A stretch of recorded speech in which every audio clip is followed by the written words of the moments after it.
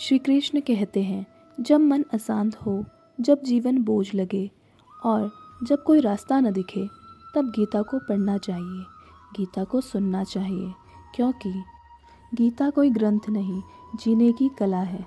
आज की इस वाणी में श्री कृष्ण स्वयं तुमसे बात करेंगे, डर, कर्म, प्रेम, मृत्यु, इच्छा और शांति पर। श्री कृष्ण कहते हैं, हे अर्जुन, तुम यह शरीर नहीं हो, तुम वह आत्मा हो जो इस शरीर में वास कर रही है। शरीर थकता है, आत्मा नहीं। शरीर रोता है, आत्मा नहीं। जब तुम अपने आप को केवल शरीर मान लेते हो, तब हर चोट दर्द बन जाती है।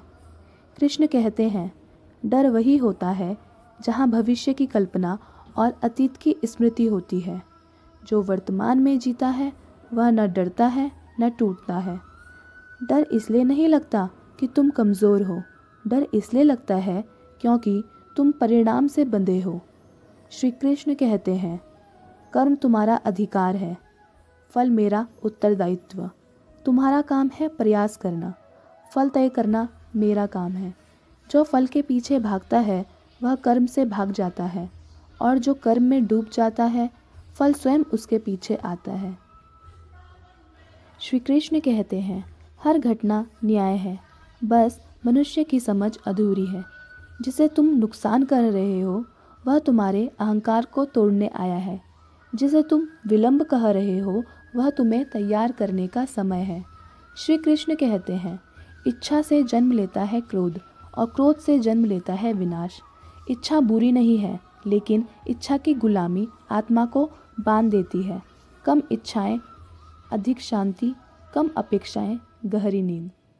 श्री कृष्ण कहते हैं, इस संसार में कोई किसी का नहीं, सब यात्री हैं। जो आया है उसे जाना है, जो रुका है वह भी बदलेगा। इसलिए प्रेम करो, पर मोह में मत फंसो। श्री कृष्ण कहते हैं, जब तुम्हें लगे कि तुम अकेले हो, तब समझ लेना मैं तुम्हारे सबसे पास हूँ। लोग साथ छोड़ सकते हैं, लेकिन कृष्ण कभी नहीं। रात की खामोशी में कृष्ण की वाणी सबसे स्पष्ट सुनाई देती है। कृष्ण कहते हैं, दुख तुम्हें तोड़ने नहीं, तुम्हें बदलने आता है। जिसे दुख ने झुका दिया वह टूट गया, और जिसे दुख ने सिखा दिया वह जाग गया। श्री कृष्ण कहते हैं, जैसे वस्त्र बदलते हैं वैसे ही आत्मा शरीर बदलती है। मृत्यु अंत नहीं है, यह केवल परिवर्तन है। जो इस सत्य को समझ लेता है वह जीवन से डरना छोड़ देता है।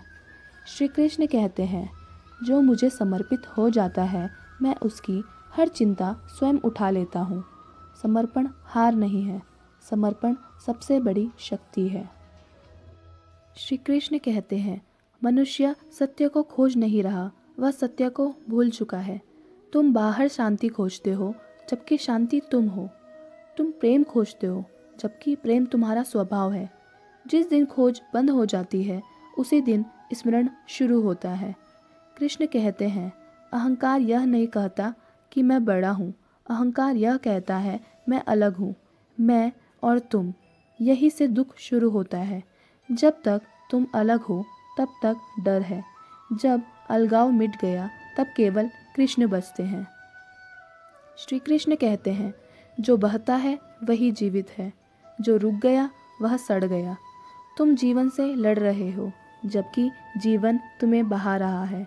जिस दिन तुमने विरोध छोड़ा उसी दिन कृपा शुरू हुई। श्री कृष्ण कहते हैं, सुख सुला देता है और दुख जगा देता है। सुख में आदमी भूल जाता है, दुख में आदमी लौट आता है। दुख तुम्हें तोड़ने नहीं आता, दुख तुम्हें झूठ से मुक्त करने आता है। श्री कृष्ण कहते हैं, प्रेम मुक्त करता है, आसक्ति बांधती है। जहाँ डर है खोने का वहाँ प्रेम नहीं। प्रेम में प्रार्थना होती है, तुम खुश रहो चाहे मेरे बिना। जब कभी कोई नहीं होता तब वास्तव में कोई होता है। श्री कृष्ण कहते हैं, जिस दिन तुम्हें अकेलापन अच्छा लगने लगे, समझ लेना तुम मेरे पास आ रहे हो। भीड़ में अहंकार मजबूत होता है, एकांत में आत्मा। श्री कृष्ण कहते हैं, कर्ता मत बनो, साक्षी बनो। जो करता है वह थकता है, जो देखता है वह मुक्त होता है। जीवन अपने आप घटता है, तुम केवल देखो। श्री कृष्ण कहते हैं, मृत्यु कभी आई ही नहीं, केवल रूप बदलता है। डर इस बात का नहीं कि सब खत्म हो जाएगा, डर इस बात का है कि अहंकार बचेगा नहीं। जो मरने को तैयार है वही वास्तविक में जीवित है। कृष्ण कहते हैं, अब और समझने की ज़रूरत नहीं, अब बस गिर जाना है।